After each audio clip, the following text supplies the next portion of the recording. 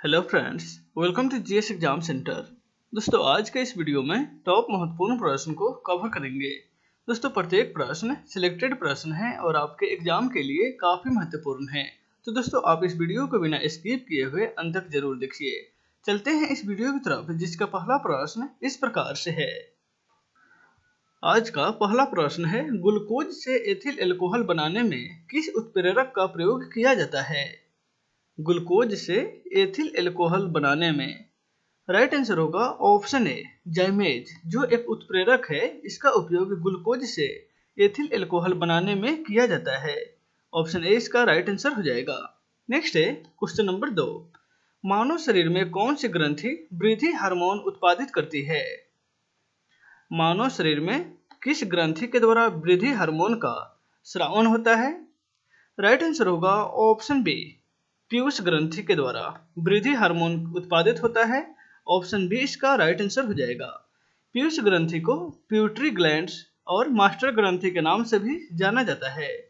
Next है question number 3। इनमें से किस प्राणी के प्लाज्मा में हीमोग्लोबिन का विलय होता है? किस प्राणी के प्लाज्मा में हीमोग्लोबिन का विलय होता है? राइट आंसर होगा ऑप्शन सी, केंचुआ। अर्थवर्म के प्लाज्मा में हीमोग्लोबिन का विलय होता है। हीमोग्लोबिन ऐसा वर्णक है जिसके कारण ब्लड जो होता है, यानी कि खून जिसका रंग लाल होता है, वह हीमोग्लोबिन के कारण ही होता है। नेक्स्ट है क्वेश्चन नंबर 4। गार्डन पी के हाइब्रिडाइजेशन से कौन वैज्ञानिक संबंधित है? गार्डन पी के हाइब्रिडाइजेशन से राइट आंसर होगा option D, Gregor Mendel. Gregor Mendel नामक वैज्ञानिक ने ही मटर के बीज को हाइब्रिडाइजेशन करके आनुवंशिकता कोड की पहचान की थी। ऑप्शन डी इसका राइट आंसर हो जाएगा। जॉन ग्रेगर मेंडल को आनुवंशिक विज्ञान का जनक भी कहा जाता है। नेक्स्ट है क्वेश्चन नंबर 5। फिलोसफर बोल इनमें से किस यौगिक को कहा जाता है? फिलोसफर बोल राइट आंसर होगा ऑप्शन ए, जिंक ऑक्साइड को फिलोसफर बोल के नाम से जाना जाता है। ऑप्शन ए इसका राइट आंसर हो जाएगा। नेक्स्ट है क्वेश्चन नंबर 6। डाउन विधि द्वारा सोडियम क्लोराइड से कौन सी गैस बनती है? डाउन विधि के द्वारा राइट आंसर होगा ऑप्शन बी, क्लोरीन गैस का निर्माण होता है। डाउन विधि के द्वारा सोडियम क्लोराइड से क्लोरीन गैस निष्कासित होती है। ऑप्शन बी इसका राइट आंसर हो जाएगा। नेक्स्ट है क्वेश्चन नंबर 7। डेमोग्राफी में निम्नलिखित में से किसका अध्ययन किया जाता है? डेमोग्राफी में राइट आंसर होगा ऑप्शन सी, जनसंख्या के अध्ययन डेमोग्राफी के अंतर्गत किया जाता है। ऑप्शन सी इसका राइट आंसर हो जाएगा। नेक्स्ट है क्वेश्चन नंबर 8। न्यूटन सेकेंड इनमें से किस भौतिक राशि का एसआई मात्रक है? न्यूटन सेकेंड राइट आंसर होगा ऑप्शन डी, संवेग का एसआई मात्रक जो है वह न्यूटन सेकेंड होता है। ऑप्शन डी इसका राइट आंसर हो जाएगा। संवेग का, आवेग का भी मात्रक न्यूटन सेकेंड ही होता है। यहाँ पे दोनों ऑप्शन लगभग सही हो जाएगा। नेक्स्ट है क्वेश्चन नंबर 9। एडवर्ड जेनर ने सर्वप्रथम किस रोग का टीका बनाया था? एडवर्ड जेनर नामक वैज्ञानिक ने राइट आंसर होगा ऑप्शन ए, चेचक के टीका की खोज सबसे पहले एडवर्ड जेनर नामक वैज्ञानिक ने किया था। ऑप्शन ए इसका राइट आंसर हो जाएगा। नेक्स्ट है क्वेश्चन नंबर 10। इनमें से कौन सा पदार्थ प्रत्येक जीवित कोशिका में पाया जाता है? इनमें से कौन सा पदार्थ है जो प्रत्येक जीवित कोशिका में पाया जाता है? तो राइट आंसर हो जाएगा ऑप्शन बी, प्रोटीन। प्रोटीन जो है वह प्रत्येक जीवित कोशिका में पाया जाता है। ऑप्शन बी इसका राइट आंसर हो जाएगा। नेक्स्ट है क्वेश्चन नंबर 11। गंगा डेल्टा के शीर्ष पर कौन सी पहाड़ियां स्थित है? गंगा डेल्टा के शीर्ष पर राइट आंसर होगा ऑप्शन सी, राजमहल पहाड़ियां स्थित है। ऑप्शन सी इसका राइट आंसर हो जाएगा। गंगा डेल्टा जो विश्व की सबसे बड़ी डेल्टा है, यानी कि गंगा नदी और ब्रह्मपुत्र नदी मिलकर सुंदरबन डेल्टा का निर्माण करते हैं, जो विश्व का सबसे बड़ी डेल्टा है। यह पश्चिम बंगाल में स्थित है।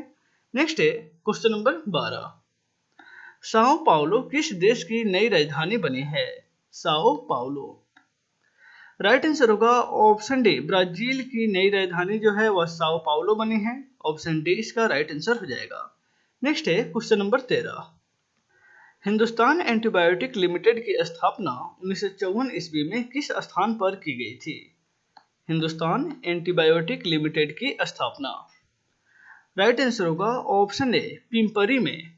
पिंपरी में 1954 ईस्वी में हिंदुस्तान एंटीबायोटिक लिमिटेड की स्थापना की गई थी। ऑप्शन ए इसका राइट आंसर हो जाएगा। नेक्स्ट है क्वेश्चन नंबर 14। भारत के किस पर्वत श्रृंखला को सह्याद्री के नाम से भी जाना जाता है?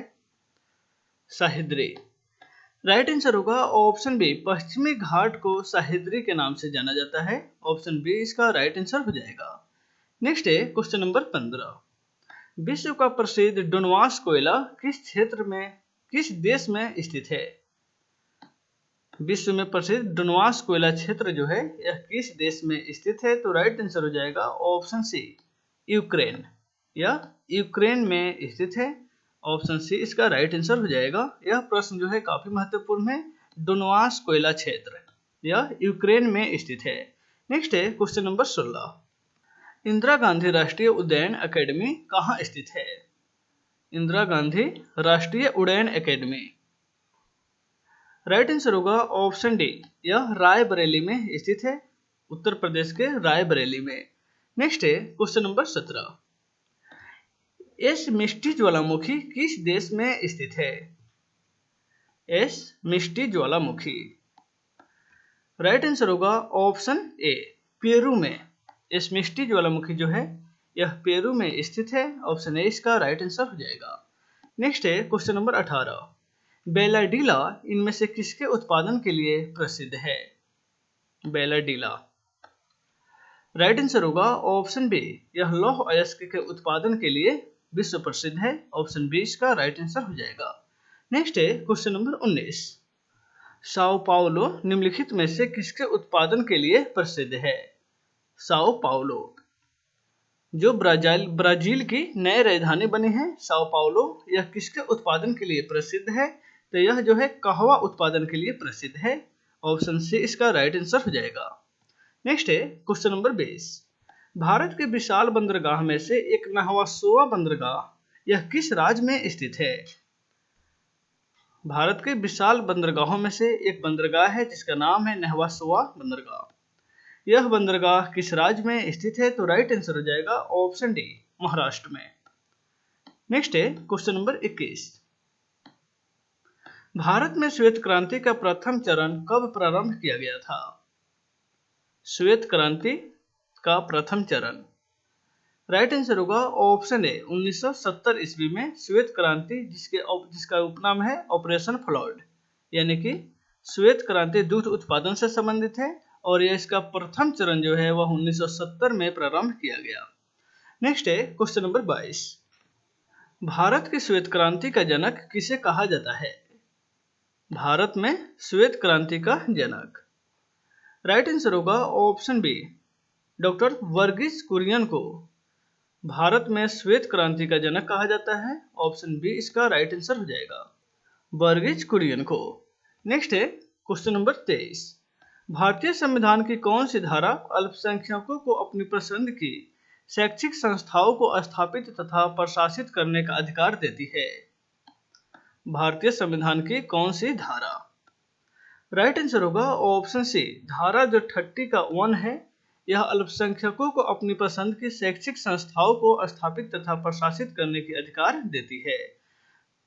धारा 30 जो है जिसमें संस्कृति और शिक्षा का अधिकार वर्णित है। नेक्स्ट है क्वेश्चन नंबर 24। भारतीय निर्वाचन आयोग की शक्तियों का संरक्षण कौन प्रदान करता है?